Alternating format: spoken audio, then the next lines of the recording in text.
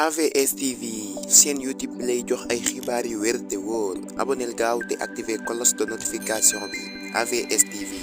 à vos services.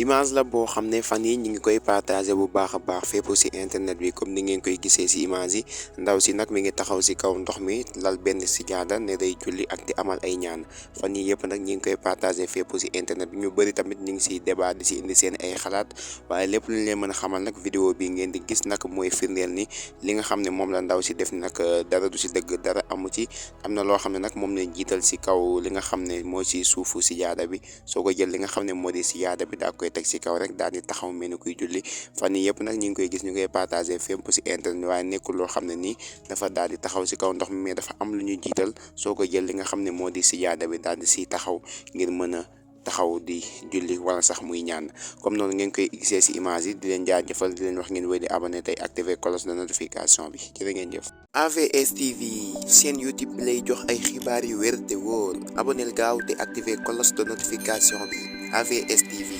à vos services.